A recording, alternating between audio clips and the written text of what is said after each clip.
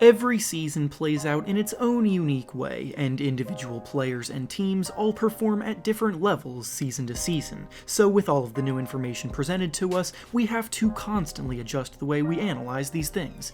If you've been a subscriber to this channel for a while now, you know that I put out player rankings twice a year by position on average, once around the midway point of the season, which is where we're at now, and once after the season concludes, and since the current season is over halfway done, it's a good time to adjust these rankings since the last time I put them out before the year started.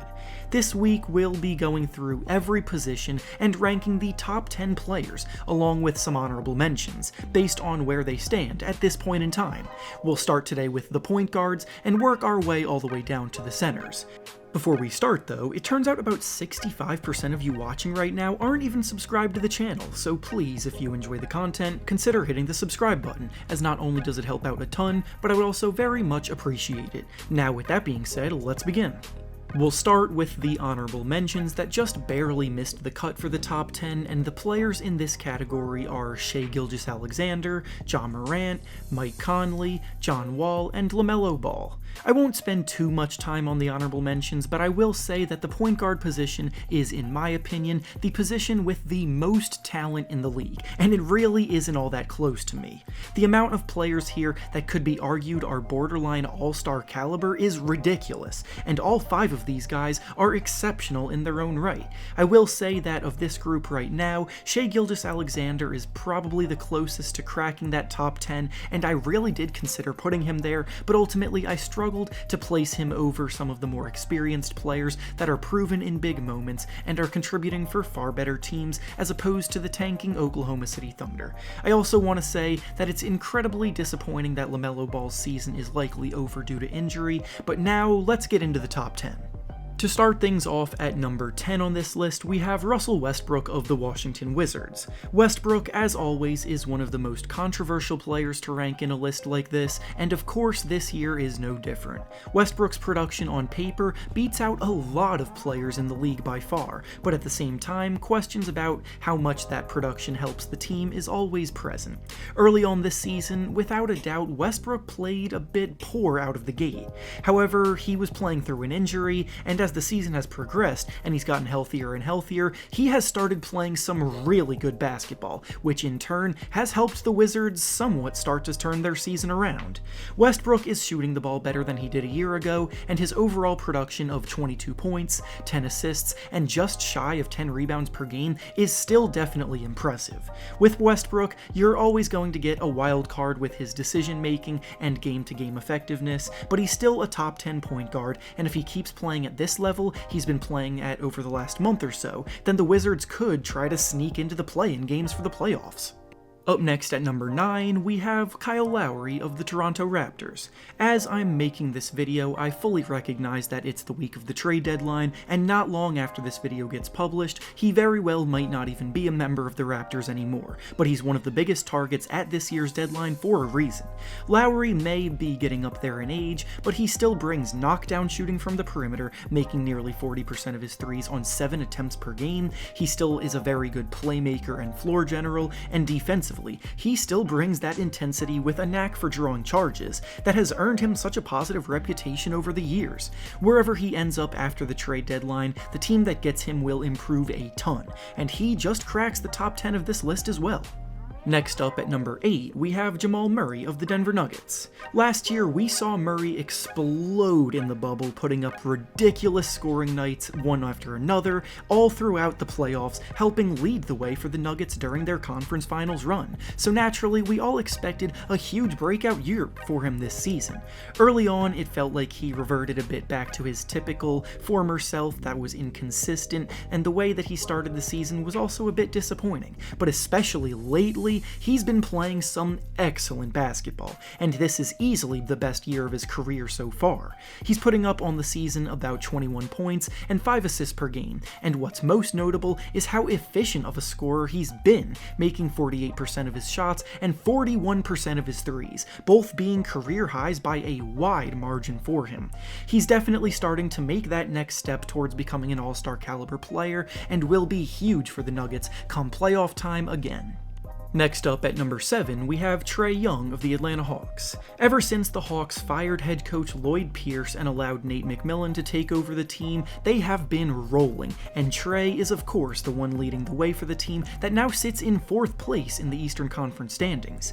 Of course, the difference between 4th place and 8th place in the East is only separated by a game and a half, and every day that portion of the standings gets shaken up. However, it's still impressive nonetheless, and the team is red hot right now. Trae's putting up about 26 points and 9.5 assists per game this season. His court vision and playmaking are invaluable for this young up-and-coming team, and of course the threat he poses to shoot from anywhere opens things up for those around him. Next up at number 6, we have Chris Paul of the Phoenix Suns. Paul continues to prove that he has plenty left in the tank at his age, and just like last year, he's come into the Suns and elevated the team immensely, to the point where they have the 3rd best record in the whole league, and are in 2nd place in the Western Conference after the team hadn't even made the playoffs once since the Steve Nash era. His experience, his poise, his clutch factor, and the way he goes about making those around him better are fully on display yet again this year, and he's helping get the most out of guys like Devin Booker and Mikal Bridges. His numbers on paper may not be the most eye-popping for a player ranked here, putting up about 16 points and 9 assists per game, but Paul's impact goes far beyond the box score, and it's pretty obvious at this point. Next up at number 5 on this list, we have Ben Simmons of the Philadelphia 76ers. The Sixers are currently in 1st place in the Eastern Conference, and they also have the 2nd best record in the league overall, and while Joel Embiid and his MVP campaign have obviously been a big reason why, Simmons' impact across the board has been incredible, especially lately in the games missing Joel because of injury. Right now, he's leading the Defensive Player of the Year race for good reason, because his versatility, being able to defend any position, and absolutely lock his matchup down when it matters and make plays on that end of the floor have been crucial to their success as a top 5 defense in the league. Then offensively, we all know how much people harp on his shooting, but his playmaking is at the heart of the Sixers offense. As the season has progressed, he's been more and more aggressive finishing around the basket, and all around, he's a tremendous point guard that brings it on both ends of the floor every night. Next up at number 4, we have Luka Doncic of the Dallas Mavericks. Luka is basically a one-man offense as he goes out every night and does everything for the Mavericks on that end of the floor. He can score with the absolute best of them, putting up 29 points per game so far this season. His court vision and playmaking ability is without question top tier, and for good reason. He's who most view as the next face of the league. He has a real argument to be ranked higher, but there's just so many elite players at this position, and I gave a slight edge to the 3 players ranked above him for a variety of reasons. Next up at number 3, we have Damian Lillard of the Portland Trail Blazers.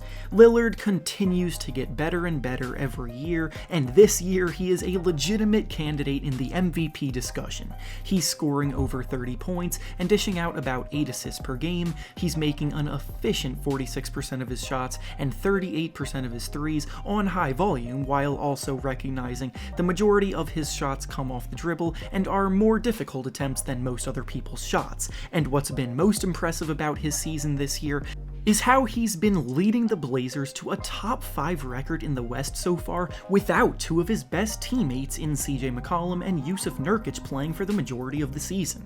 Lillard could and should get some MVP buzz as the year progresses, as he's definitely had as good of a season as anyone. Next up at number 2 on this list, we have Steph Curry of the Golden State Warriors. Curry's been the number 1 guy on most point guard lists for quite some time now, but through 43 games, the Warriors are on the outside of the playoff picture looking in, currently only in 9th place in the West. Of course, Curry himself is having a spectacular season, but he's now learning what life is like without a stacked roster around him, and as most of his competition has had to deal with for years, he's learning that it's not exactly as easy as it looked. He's still the hyper-efficient shooting king that creates gravity for everyone around him, making their lives easier, but there's just no way I can justify having the number 1 player on this list be someone leading the 9th place team in the conference standings. And finally, the #1 point guard in the NBA right now is James Harden of the Brooklyn Nets. James Harden and Kyrie Irving on the Nets notably had a conversation early on when James arrived about their roles, and they came to the conclusion that Harden would be the point guard and Irving would be the team's shooting guard, so that's where I will place them in my positional rankings. Since Harden's arrival in Brooklyn, he's been playing a hyper-efficient brand of basketball, leading one of the hottest teams in the league, and he's been doing so while barely getting to play with Kevin Durant at all so far, and Kyrie Irving also being in and out of the lineup for a while. He's leading the league in assists, dishing out over 11 per game. He's also scoring 25 points and grabbing 8 rebounds per game, and his decision-making in the full-time point guard role has been so good, to the point where I think he too has a legitimate case to be leading the MVP race right now, especially if the Nets ever surpass the Sixers in the standings, as they're just 1 game behind them. And with that being said, that's all I have for you today. Make sure to like the video, subscribe to the channel, and comment down below how you would rank the players at this position. Thanks for watching, and I'll see you all next time with the shooting guard list.